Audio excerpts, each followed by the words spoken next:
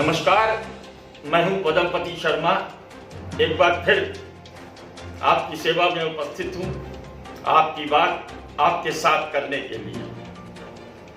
बताने की जरूरत नहीं, आज पूरे देश का एक ही मुद्दा है, वो है कंगना रनौत और उसके साथ किया गया सरकारी अधर्म।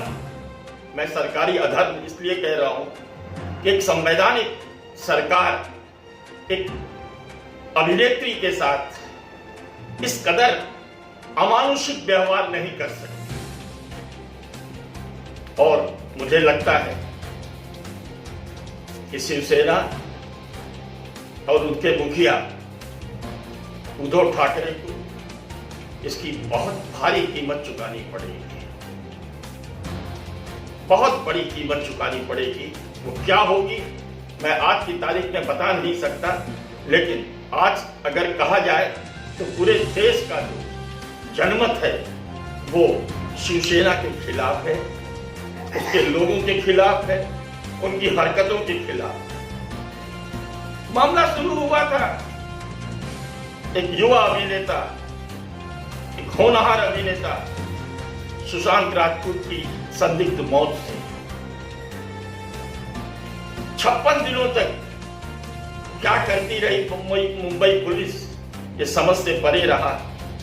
और ये भी समझ से परे रहा, शायद मेरे देखे में मेरी पत्रकारिता 4 दशक से भी ज्यादा की है, मुझे याद नहीं आता कोई एक मौत को लेकर कोई सरकार जो संदिग्ध आरोपी है, संदेहास्पद मैं कहूंगा, उसको बचाने के लिए खम ठोक के खड़ी हो गई। क्या नहीं किया गया। उसकी मौत होती है, सुशांत की मौत, आनंद फानंद में उसका पोस्टमार्टम कर दिया जाता है। एम्स के फोरेंसिक विभाग के डॉक्टर्स कहते हैं ये कूड़े दान में फेंकने लायक है पोस्टमार्टम रिपोर्ट। और वहां मौत का समय नहीं दिया गया। जो थोड़ा बहुत इससे परिचित है वो जानते हैं कि जब लाश का पीएम होता है तो उसमें मौत का अनुमानित समय दिया जाता है, वो नहीं दिया गया। सुशांत के गले पर एक निशान थे जो हर एक कुर्ते से कभी नहीं हो सकते थे, उसकी कोई चर्चा नहीं की गई, इससे संदेह उपजता है। सुशांत के परिवार, उनकी दुनिया अंधेरी हो गई। 3 बहनों पर इकलौता भाई था, 74 वर्षीय पिता था। देखता रहा कि उसे भरोसा था कि शायद मुंबई पुलिस कुछ करेगी, लेकिन 56 दिनों तक जब एफआईआर तक नहीं हुई और तमाम इन्वेस्टिगेशन होते रहे, तमाम लोगों से, बॉलीवुड के इससे उससे रोज पूछताछ होती रही, आखिरकार हार की एफआईआर लिखवाई गई पटना में। और उसके बाद जो भूमिका रही है, मित्रों आप सब जानते हैं कि किस तरह से एक पक्षी कार्रवाई की है महाराष्ट्र सरकार ने। उसके मैं डिटेल में जाना नहीं चाहूंगा, लेकिन इतना जरूर बताना चाहूंगा कि एक आईपीएस अधिकारी जो जांच के लिए भेजा गया था, सरकार की दखलंदाजी साफ साफ बताती है, उसको क्वारंटाइन के लिए भेज दिया गया। सुप्रीम कोर्ट के आदेश के बाद उसे छोड़ा गया, ये बताता है। और उसके बाद जाहिर था कि जिस तरह की घटनाएं हुई, सीबीआई जांच शुरू हुई कि यह हत्या थी कि आत्महत्या थी। लेकिन इसमें तरह तरह के एंगल आए। ईडी का आया, प्रवर्तन निदेशालय का, और नारकोटिक्स क्राइम ब्रांच का भी दखलंदाजी हुई। तमाम व्हाट्सएप की मैसेजेस जो चैट हुई थी, रिया चक्रवर्ती जो कथित मुख्य आरोपी बताई जाती है, वो उससे पूछताछ शुरू हुई, उसके भाई शैविक से पूछताछ शुरू हुई, और यह समझ में आया कि इसमें ड्रग एंगल का बहुत बड़ा हाथ है, ये ड्रग सिंडिकेट है। इसको लेकर के कंगना शुरू से ही मुखर थी। कंगना ने शुरू से ही शक जाहिर किया था कि ये सामान्य मौत या आत्महत्या नहीं है, इसके पीछे बहुत बड़े माफिया वर्ग का हाथ है, इसके पीछे ड्रग्स का हाथ है, और इससे सरकार को खुन्नस थी। कंगना अपने गृह प्रदेश, अपने घर शिमला हिमाचल की रहने वाली है, मनाली में थी और वहां से वाक युद्ध शुरू होता है। पहले तो हमारे संजय राउत, जिनको मैं सर्वश्रेष्ठ नहीं मानता, एक सांसद होके इस तरह की गैर जिम्मेदाराना बात करना, केवल सांसद ही नहीं है, वो सामना के संपादक भी हैं, कार्यकारी संपादक, क्योंकि मुख्य संपादक तो शिवसेना प्रमुख होता है, वो शायद उद्धव ठाकरे ही होंगे, बाला साहब थे। वो किस तरह की गैर जिम्मेदाराना बात कर रहे थे कि आप मत बोलिए, मुंबई पुलिस पर भरोसा कीजिए, वो जांच कर रही है। कौन सी जांच कर रही है? और अंत में इतना घिनौना आरोप आपने लगाया और जिसकी आज तक माफी नहीं मांगी। और मुझे ताज्जुब है कि सुशांत के परिवार ने उनके खिलाफ मानहानि का मुकदमा क्यों नहीं किया। वो कहते हैं कि उस 74 वर्षीय सुशांत के पिता के बारे में कि पिता पुत्र के संबंध अच्छे नहीं थे। क्यों? क्योंकि सुशांत के पिता केके सिंह ने दूसरी शादी कर ली थी, जो निहायत गलत है। एक सांसद इस तरह की भाषा बोल सकता है बिना सबूत के आधार पर?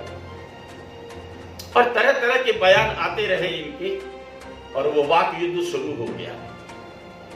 जब ये निशाने पर कौन थी? मुख्यतः निशाने पर कंगना रनौत थी, क्योंकि कंगना पिछले 10 साल से हर ऐसे मुद्दों पर मुखर रही है। और मैं जानता हूं कि वो बिना किसी परिचय के, बिना किसी गॉडफादर के, उसने अपनी मेहनत के बल पर अपना मुकाम बनाया था। और बड़ी मेहनत से, 15 साल की मेहनत से उसने अपना पाली हिल में दफ्तर, मकान खरीदा था, बंगला खरीदा था, जिसकी कीमत आज की तारीख में 48 करोड़ है, 22 करोड़ में खरीदा था। खाद में उसने बंगले खरीदे थे, 2 बंगलों को मिला करके, शायद 3 फ्लैट को मिला करके। तो वो उसको कहा उसने, तो जब उससे कहा गया कि तुम मत आना, उसने कहा मैं आऊंगी। क्या ये पीओके है? मुंबई पीओके है? बस महाराष्ट्र को चाहिए क्या था? महाराष्ट्र को मतलब शिवसेना। मुझे याद नहीं आता कि इस मामले में एनसीपी या कांग्रेस ने कुछ बोला हो। ये सारा का सारा वाक युद्ध चल रहा था बिटवीन संजय राउत और कंगना के बीच। जब कहा इसने पीओके, इसको लेकर तूफान मच गया। तो यहाँ तक कि कंगना के समर्थक भी कहने लगे कि गलत कहा।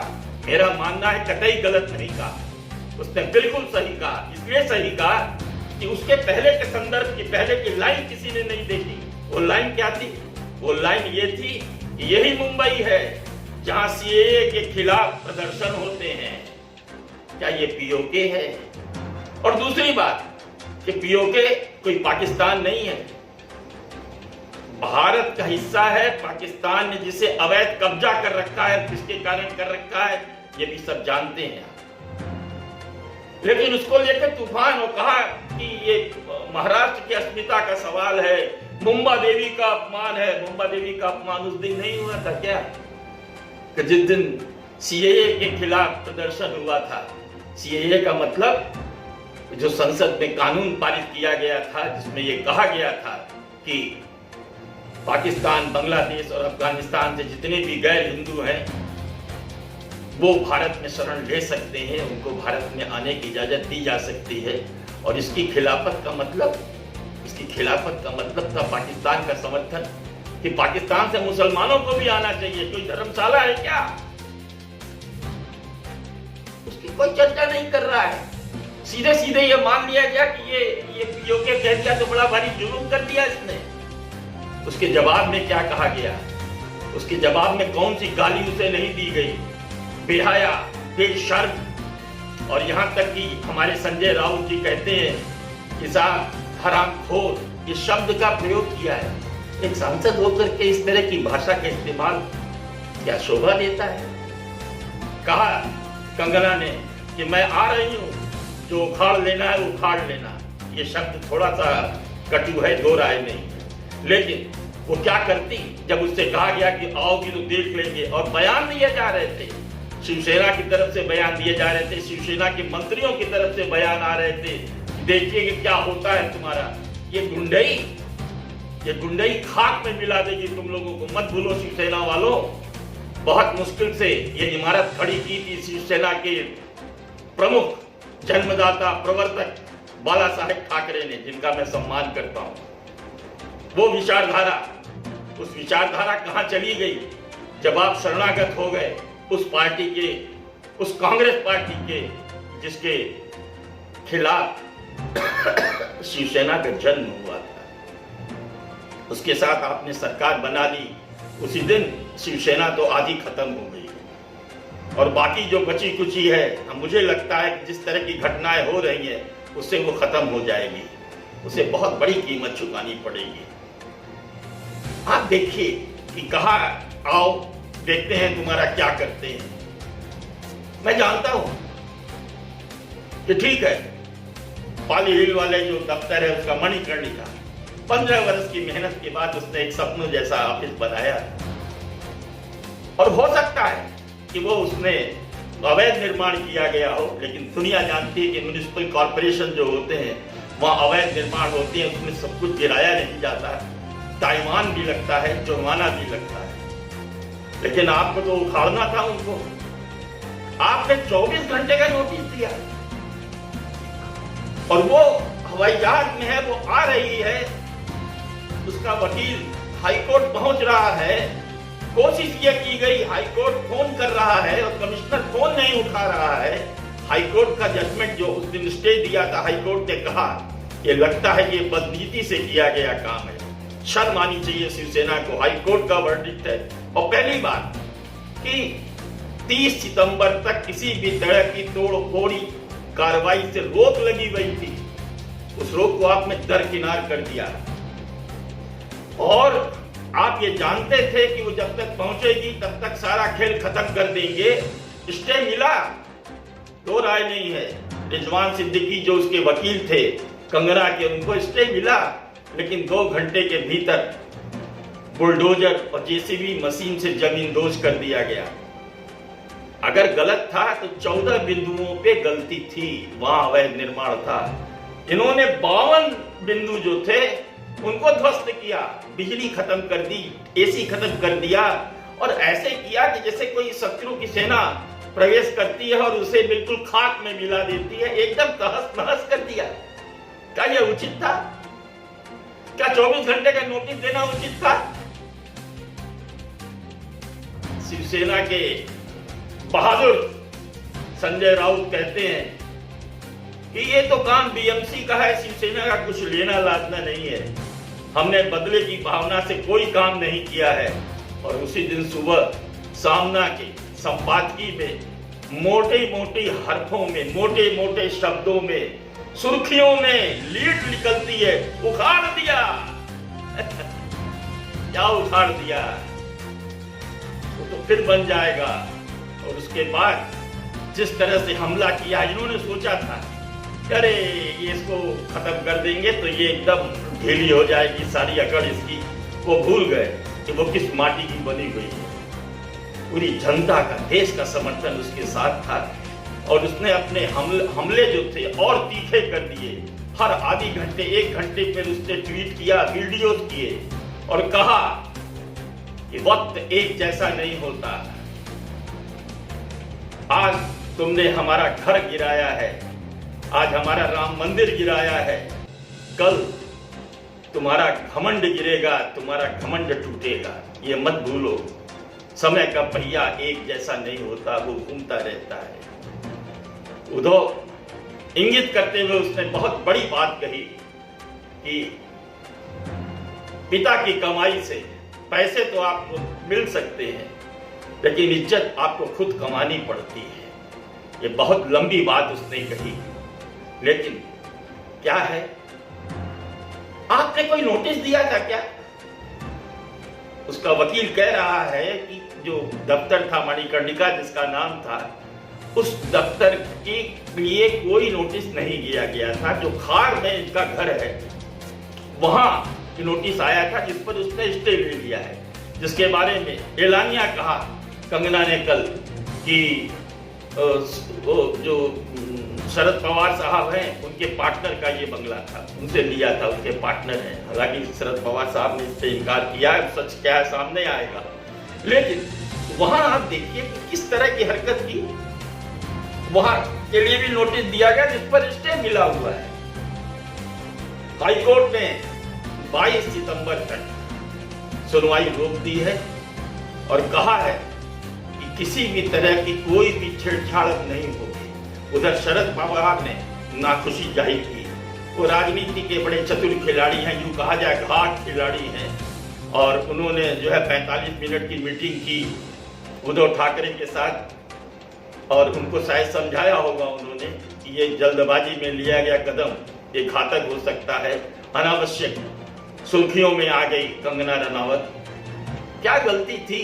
आप एक तरफ धमकी दे रहे हैं कि आओ तुम्हारा देखते हैं क्या करेंगे, और अगर उसे केंद्र सरकार वायु सुरक्षा देती है तो आप उस पर ऐतराज जताते हैं। क्यों नहीं लेती? अगर वो सुरक्षा में नहीं आती तो क्या हाल होता उसका? खैर, देखना है आने वाले दिन क्या होते हैं। वो बहादुर लड़की है, उसने झांसी की रानी का रोल किया है और इस समय वो झांसी की रानी के रूप में है। मैं जानता हूं आने वाला परिणाम कुछ भी हो, लेकिन आज की तारीख में पूरा देश उसके साथ है, भारत की बेटी के साथ है, और ईश्वर के यहाँ देर नहीं है। देर भले ही है, अंधेर नहीं है, और उसकी लाठी में आवाज नहीं होती। ये मत भूलो उद्धव ठाकरे, मैं निष्पक्षता से बात कर रहा हूं। समय बलवान होता है। आज तुम्हारा समय है, कल कहां होगे। बहुत सही कहा उसने कि जिस विचारधारा पर शिवसेना खड़ी किया था बाला साहेब ठाकरे ने, उस शिवसेना को आपने बेच दिया और सोनिया सेना बन गई। कहीं से भी गलत नहीं है। ये थोड़ा कटु है, लेकिन एक कटु सत्य है। देखना होगा आने वाले दिनों में क्या होता है। प्रिया की जमानत सेशन कोर्ट से भी खारिज हो चुकी है। उनके भाई की और जितने भी 6 अभियुक्त ड्रग एंगल में पकड़े गए थे, तो कहा गया था कि ये ड्रग देती थी सुशांत को। एक प्रेमिका अपने प्रेमी को ड्रग दे रही है। ड्रग अगर आदती था सुशांत तो उसे छुड़वाना चाहिए था। आप ड्रग दे रही हैं, इस बात को आपने कबूला। सेशन कोर्ट से भी जमानत खारिज हो गई है, हाई कोर्ट में जाएगी और उधर 22 को जो है सुनवाई होगी हाई कोर्ट में कंगना के केस की। तब तक हमें धैर्य के साथ प्रतीक्षा करनी होगी और तब तक के लिए इस नाचीज को आज्ञा दीजिए। फिर मिलेंगे हम आपसे एक नए मुद्दे के साथ, नए विषय के साथ। आपकी बात में हमें लाइक और सब्सक्राइब करना न भूलें। हमें अपने सुझाव देते रहें। हमें आपके सुझावों का इंतजार रहेगा शिद्दत से। नमस्कार।